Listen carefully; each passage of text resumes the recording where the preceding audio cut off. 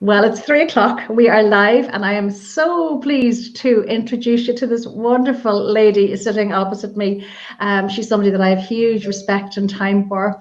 Her name is Sinead even Sharkey-Steenson. She's almost a Donegal girl. I'll tell you more about that later on. She is a career coach for women. She's a leadership and development coach.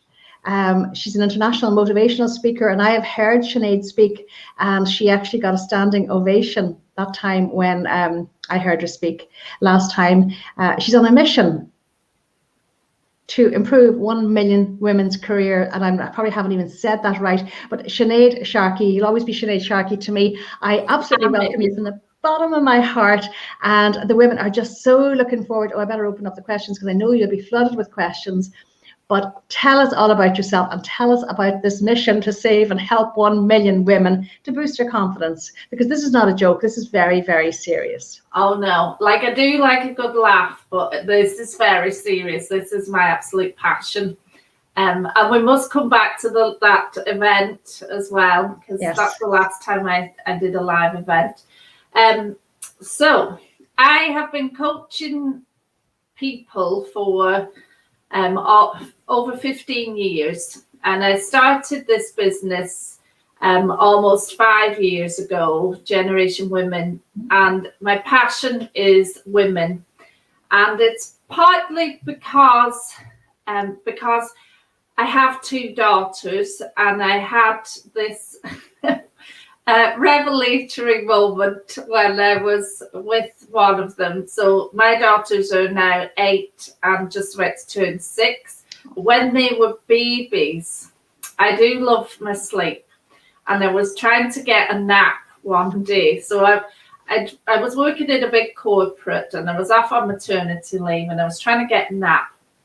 And this one day, I had one of them in front of the TV and the other one in the cot, and I was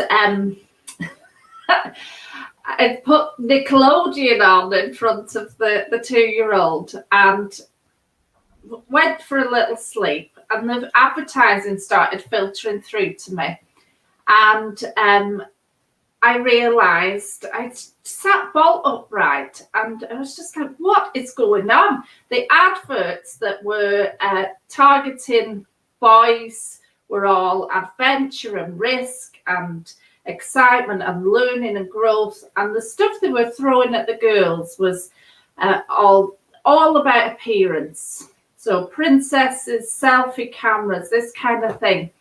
And it was just in that moment I had this realization that even though I'd spent my whole life working in very male-dominated environments and all the rest of it, that we were being brainwashed.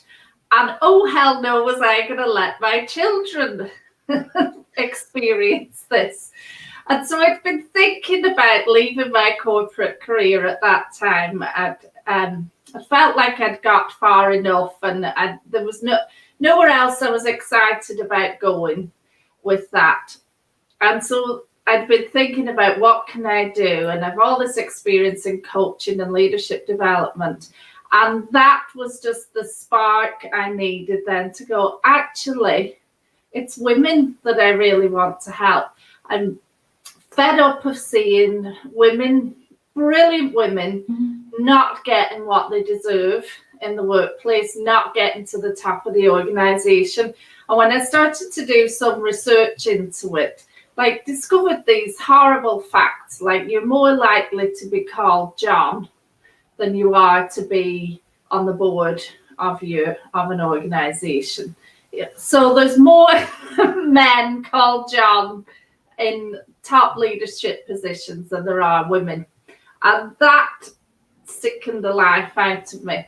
So I started working with women and set up Generation Women, and it's grown from there.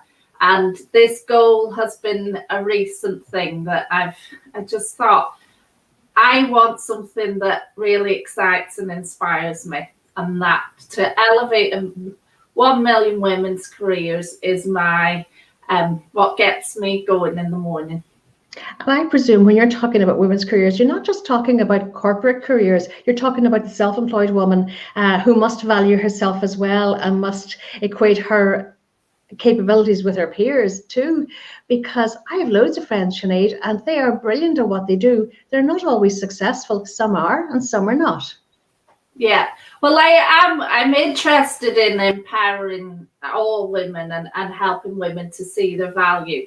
I do primarily work with women that are employed, so more traditional careers, but I do certain things, like I'm running a challenge at the moment that's a free thing over a week for women. And there's lots of self-employed people in that. And a lot of the stuff we do is all about recognizing how much you have to give, recognizing the value you have, and building your confidence to speak out about it. Because we've been put in little boxes and quietened down and told, you know, stop, don't be so showy, who do you think you are, all this kind of stuff. And I want women to go, forget that. This is who I am. This is what I can bring. And I deserve to be recognized and paid properly for that.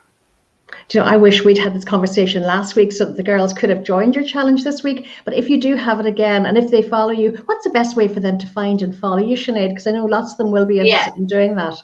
So I will be running the challenge again later in the year. But I do have a webinar on Sunday, if anyone's interested, called How to Elevate Your Career. Now, it would be for the more traditional career.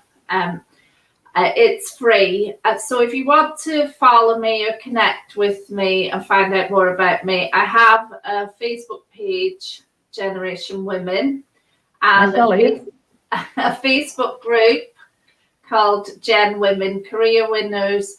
And you can find me on LinkedIn, Sinead Sharkey-Steenson, and you can find the business there, Generation Women.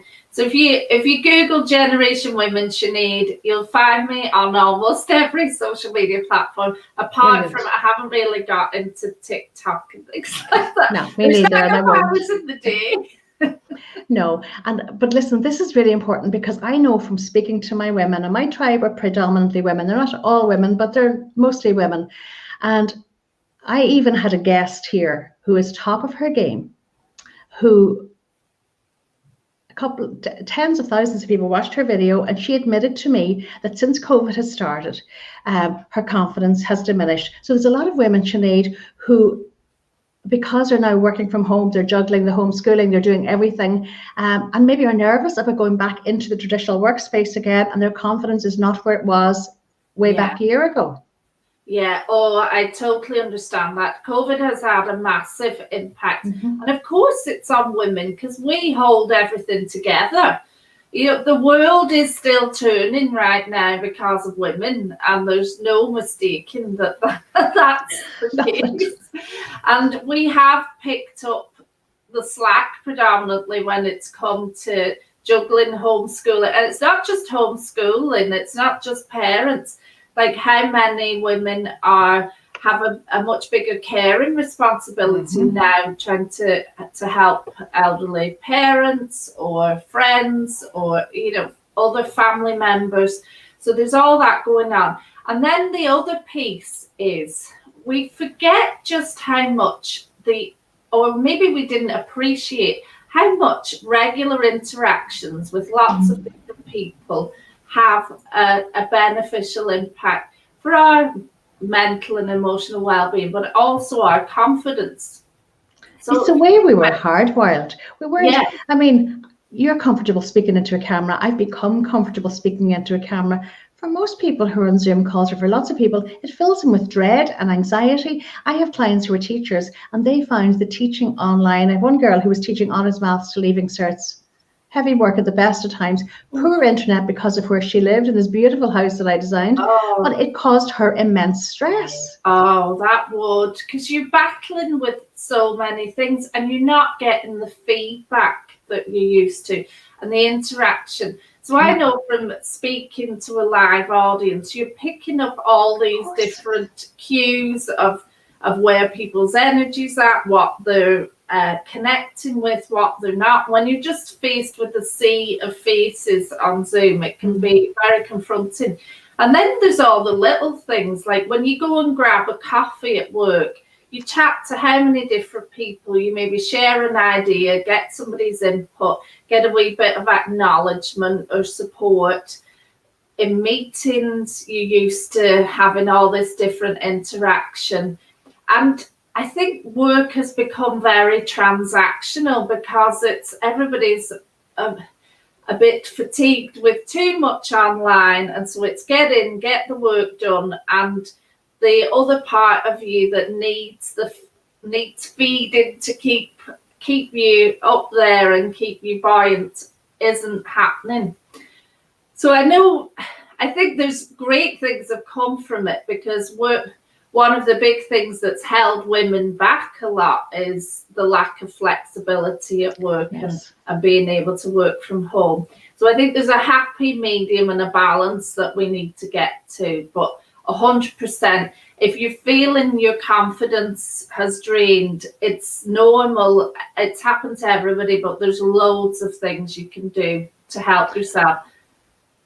So the girls, they should look out for your webinar on Sunday. Well, maybe that's fortuitous that that we talked about that. Now, there's no questions coming in. I do have a question from a wonderful girl who gave me the best book. Have you ever read The Four Agreements, Sinead? The book, The Four Agreements. I have, no. I will get it for you.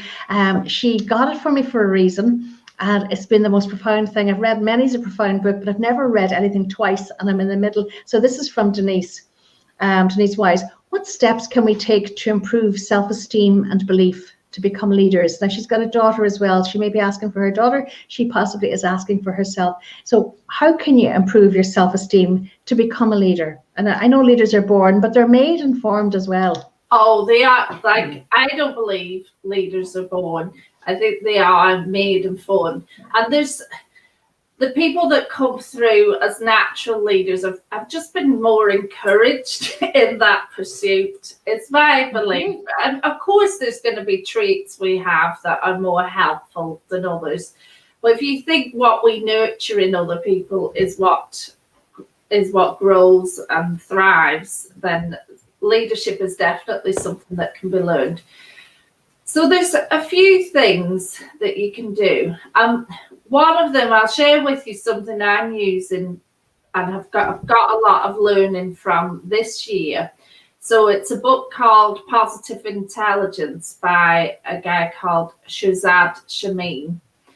And he talks a lot about mental fitness. I was really in bad form at the beginning of this year, like unlike me, very down, because I was just fed up. I haven't seen my mum in so long. I haven't been to Donegal in so long. And I felt like everybody else went and had a Christmas with family. And we basically stayed in lockdown practically for a year. And I was just angry. I was really frustrated. And somebody shared this with me. And he talks about how there's three things you can really do to help you manage your mindset. And of course, the mindset of a leader is what people respond to. It's when you can show up with the energy, passion, and focus that people really connect with that. But if we're subject to our own judge and inner critic and too focused on that, and letting our saboteurs, he talks about, we have different kinds of saboteurs.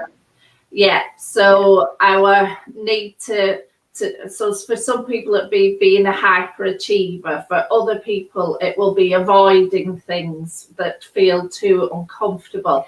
And when we let those things really get in the way, then that stops us from bringing out the sage part of ourselves, which is full of wisdom and full of our resourceful self that can problem solve and can connect with people and has empathy and can help us achieve what we need.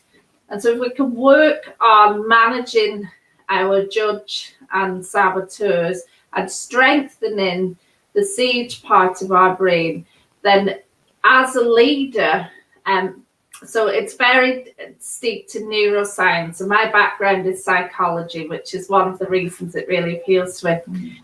And I don't know if my dog's trying to get if you are aware of mirror neurons, but when we speak to people, our energy is very much contagious. So even if you watch somebody lick an ice cream, for instance, you can almost experience it with them. You know how that feels.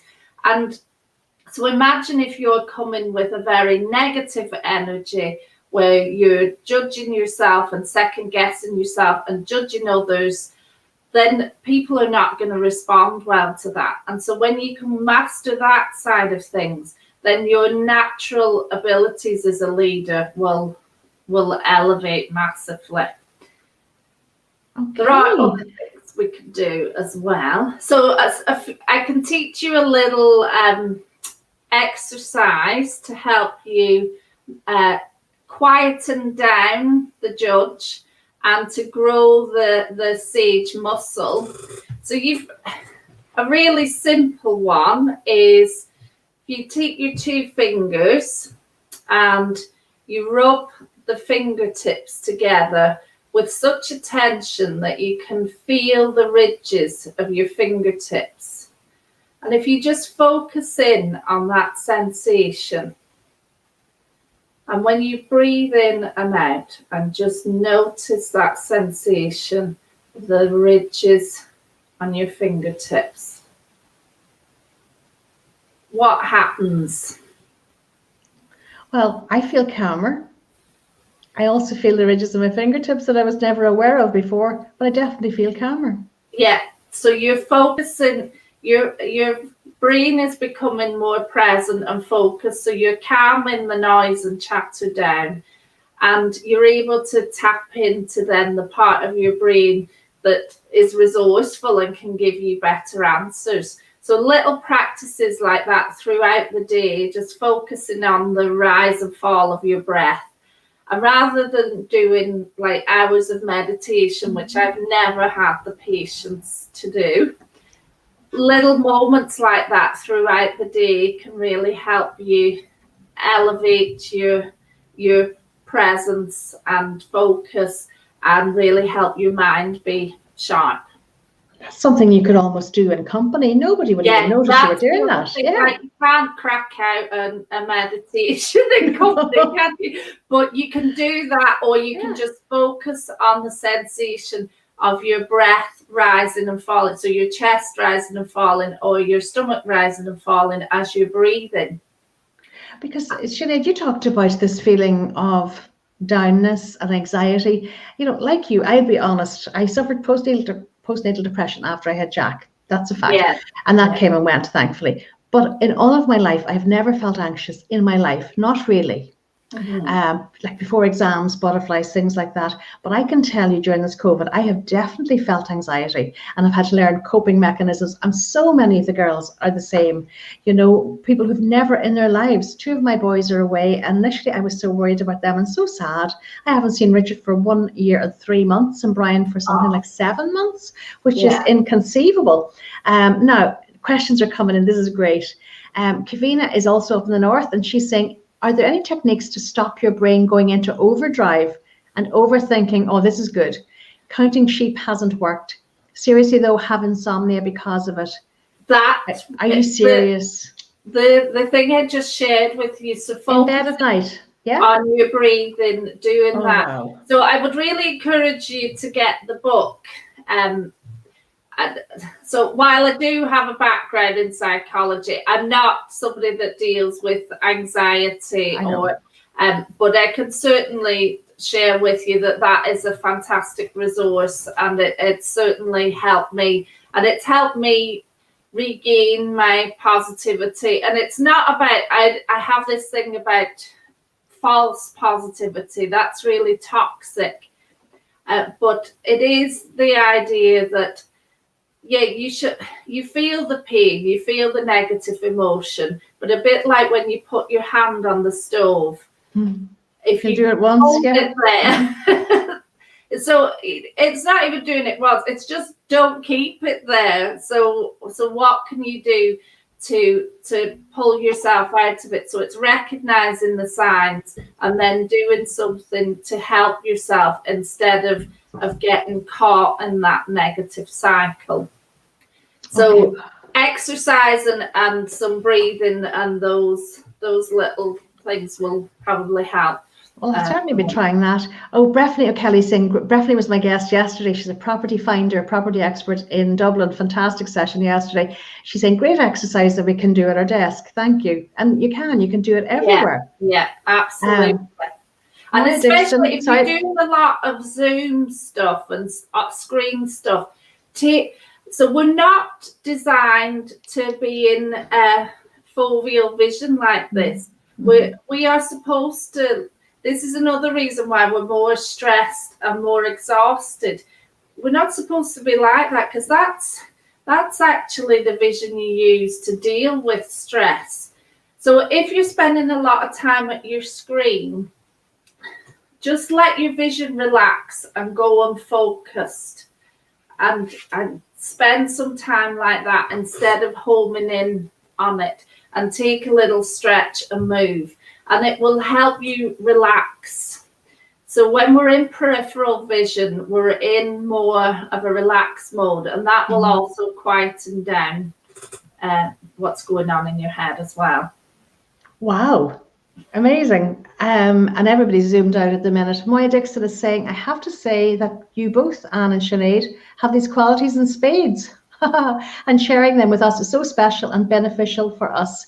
Brilliant and so badly needed. Listen, I mean, Sinead, for the last 2 or 3 months, I haven't quite abandoned my interior design. I'm still doing a bit of that, but I was conscious that the girls needed a boost, and a boost in many ways, a boost in health, a boost in mental wellness, a boost in promoting careers and improving their mindset to deal with their career and their career progression. And that's why I have all these wonderful experts here. But you know something, Sinead, a couple of weeks ago, my husband said to me something, and it's so true, and I hadn't consciously thought about it. He said, every one of your guests have been incredibly positive. And I think I gravitate towards positive people, and I'll only ever have somebody here who I genuinely, truly respect, because I think otherwise it's just a waste of time.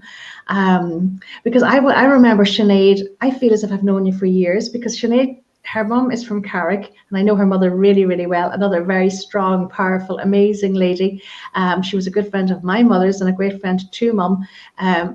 But we only met for the first time properly that night in Derry, which is more than a year ago. And we were just talking about this before we went on air. It was Northern Ireland Women in Business, wasn't it? Women in Enterprise. Women in Enterprise Northern Ireland. I've got the award they gave me. Sinead, you were this keynote speaker, and I mean, I've heard many's a keynote speaker, and I was, I suppose, looking forward to you because I knew you. You got a standing ovation that night, and that was our last night out. That was the last night that I got properly dressed up, professional hair and makeup on the works, and that's over a year ago. I know. Like we didn't really know, we didn't know what was coming then. So it was the end of February. No, it was end of February. End of February or early March, and it was full. It was a jam-packed event.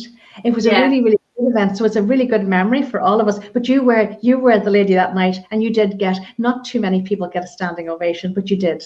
It was what you talk about that night. Can you remember? A lovely audience.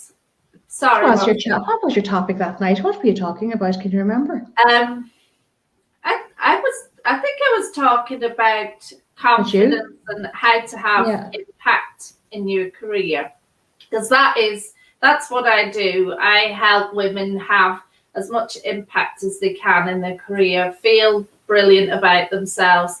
And that's why when you were talking about the woman that asked the leadership question, for me, like you said, you are drawn towards positive people. We all are. We're drawn to people's energy and what they put out there. So when we work on ourselves and help ourselves be the best we can be, then it's much easier to put that out there.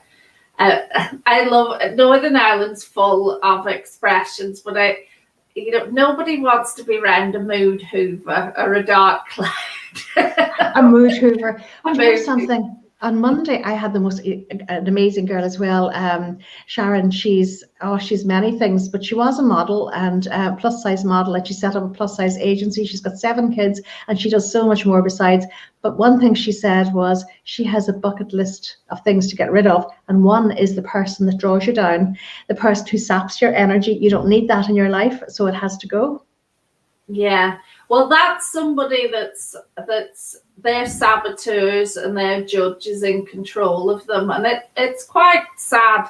But actually, when we take charge of our own stuff, we can actually bring other people's energy up around us. So I do agree, like there's no point spending too much time around people that drain you. But if one of those people is somebody close and important in your life, then it's hard to cut them out. So we have to look at how we can really manage ourselves, and that will have a beneficial impact from them, but also maybe minimize the interaction. I think so, because I think one thing that COVID has taught us is to, and I'm going to be speaking about this tomorrow, preserving your own energy and preserving your own mood. I think as women, we're so inclined. I realized something fundamental about myself quite recently, and the boys will hate this. It doesn't matter who makes dinner in this house. I always seem to be the last one sitting down. We put ourselves last. So in the workplace, it's almost like we're big-headed if we put ourselves forward. And I think it's a woman thing. Maybe it's the way we were brought up. Maybe it's steeped into our psyche. Maybe it's those ads that your daughters are watching on TV. It's all of it. Yeah. It's the way we've been trained to be. So that's what society does. And that's why I really want to help women recognize, first of all, one of the things that women fail to recognize is just all the amazing stuff they do. We take it for granted. We don't see it. And then when you can see it, then you can start to communicate it. Because until you start communicating it, nobody pays a bit of attention. Everybody's wrapped up in their own stuff. So if you're waiting for your boss to notice that you're amazing, you could be dead and buried before it happens. Yeah, or you might notice you're amazing until you've actually left and moved on somewhere else. Yeah, absolutely. So I call that the Cinderella syndrome, waiting for somebody to find you with the glass slipper of promotion. Doesn't happen. You've got to put it out there yourself. So it starts with recognizing. So here's a little tip for you. If any of you are journaling fans, something you can journal on, and it takes just a couple of minutes every day, is to write down either what you did well today, some people struggle with that, how you added value, or if you struggle with that, ask yourself, what wouldn't have happened if I wasn't there today? Okay. And it's training your brain to recognize the input and the contribution that you make on a daily basis. And you can compile this little amazing list of things that you do. And I also encourage you to go and ask other people, how do you, what do you see that I do that adds value? I'd be terrified to ask that. Well, I bet your audience could tell you 100 things right now. So, but it is amazing. When I started journaling, one of the things I did at the very beginning, and it's written in the front of my journal, and it was because I was tutored to do this, amazing things I have done in my life. I shocked myself. I absolutely shocked myself. Mightn't be too quick to say it out loud to somebody else, but it was pretty astounding to be honest. And everybody's the same. It's not just me. Everybody's the same. And then the more specific you get, the more you realize, because we're doing these types of exercises in my challenge. And one woman had written, started a marketing department from scratch. And I was like, that's phenomenal. Okay. But what if you broke that down? And what did that involve? And what were the things that you did? And then you get huge power, because you see that big blob of a thing that you've said that people don't really understand then becomes this huge list of phenomenal things that you've done. Now, we may not all have started a marketing department from scratch, but we've all done something and Absolutely. a load of things. And when you break it down and get more specific, then you'll see just how much. That's amazing. Somebody's saying so informative. Thank you. Look who's here, our own dairy girl. It's not Katrina Cunningham, it's Karina Cunningham, Katrina's daughter. Katrina is saying, hi girls. For me and my nana. Oh, Margaret Bryce is watching. Oh God, I could cry. Now, if I ever had a role model, I think in Carrick, we were spoiled with role models, but I had two really and truly, three actually. Margaret Bryce, who's my mother's first cousin, Grania Bryce, who's another one of my mother's first cousins who you probably don't know, and Vera Cunningham. I would happily grow up to be any of them. They are my absolute heroes. Yes. Yeah, and the same in my family. So Margaret Cunningham, as I know her, but Margaret Bryce is one of the family's packed with amazing, strong women. My mum, Auntie Kathleen. I sadly didn't ever meet either of my grannies or grandas. I do remember your granny, your mum's mom, as a very serious person. I remember as quite serious, but I could have been totally wrong. I was only a kid. And yes, she had a very serious face, but I think she like my mum, had a wicked sense of humour that maybe wasn't always seen, but when you were in the know. Actually, a lot of your mum's family had a great sense of humour. Kavina's saying that's so true. Mummy always last. Must be our nurturing nature, but we can still be nurturers and nurture ourselves. Absolutely. It's a bit like on, the aeroplane, they tell you put the oxygen mask on yourself first. So when we look after ourselves, it makes us better able to look after the people around. I'm only beginning to realise that. And you can't pour from an empty jug. Trina Hayes Finn, what a lovely name, is saying, you add joy, Anne. Thank you. Thank you so much. See, there you go. Absolutely. That's so lovely.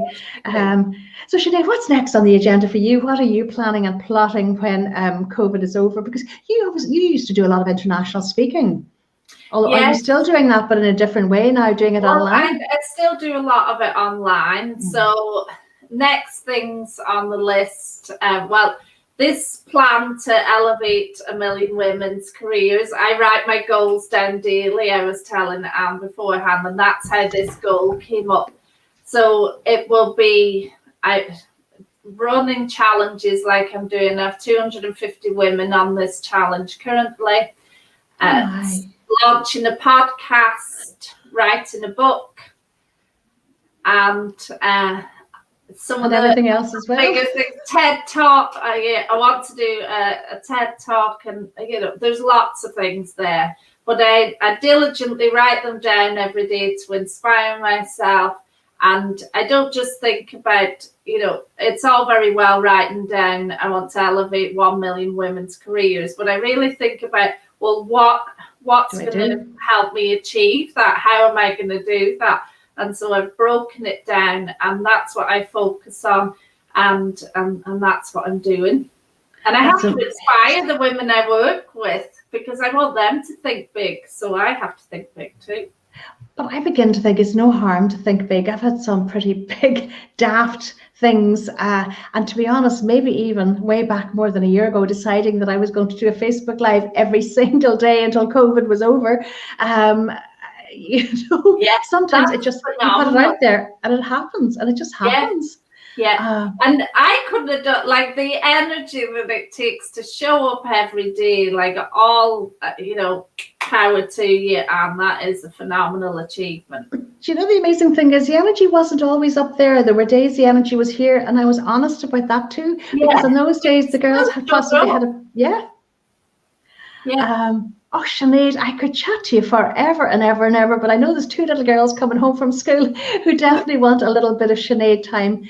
So will you pop your details here just as a comment? And because I know that some of the girls will be very keen, and lots of people, the mums who are out collecting their kids now at 3 o'clock, and a lot of the frontline workers, and something for them. I think it's time for them to go back post-COVID to their jobs in the HSE and the NHS, with a different value system. They have carried us. They have done incredible work. And now it's a time for them to be recognized and for them to recognize their worth and put it out there. So Sinead Sharkey-Steenson, you've been my dream. Listen, you're not going to believe this. You're not going to believe who's just popped in. Can you see that? No. Brenda Cunningham, all the way from Greece. Hi, girls, lovely watching and listening to you. Oh, listen, Brenda, your cousin. I don't think I didn't have the comments up. Silly me. That's okay. Well, you're going to watch them later on. Brenda's there. She did say to me she was going to come in. Yeah, I saw that. She was my best buddy growing up, and all my problems were sorted out on the stairs down in Cunningham's between herself and Seamus. And you know what? If I ever had a fight with my mother, which thankfully wasn't that often, but I'd go straight down to Marie. I used to think of Marie as my other mother because she was just the kindest, most beautiful lady in the world. And Marie would talk to me very seriously and send me back up the back lane, sorted. Brenda, it's lovely that you're here. And to think that Crean is here and Margaret Bryce Cunningham as well. That's one positive about the internet and these times that have been thrown at us, that we are connecting. Yeah. Okay. Well, Sinead, we'll stay in touch for sure. You're so welcome. And I know there'll be lots more people popping in. I mean, it's crazy. And over the weekend, an awful lot of people seem to tune in as well when they've time. So expect to be busy. So what time is your webinar on Sunday, Sinead? It's at 1 o'clock on Sunday, so I'll post the link. Post that here before you go, because that's really useful. Listen, thank you so much. Really, because I know how busy you are, and this week has been incredibly powerful and busy for you. So we appreciate this so much. Thank you. Oh, thank you, Anne. Okay, well, Sinead, thanks a million. It's just so lovely to see her, and she's put me in good humour now for the rest of the day. So I'd say she's had the same effect on everybody else. So I will be back here at 3 o'clock. If you've got an interior design question, we'll have a live Q&A. But I've had a bit of a blip, as you know, for the last couple of weeks, have not been feeling well and had to take a rest. So I want to talk to you about that tomorrow and just how important it is to mind you. And that's been the theme of this week. So it's important that we finish on a bang tomorrow. So stay safe and stay fabulous. Moya Dixon is signing us out. Sinead, thank you so much. And I'll see you tomorrow at 3 o'clock. Bye.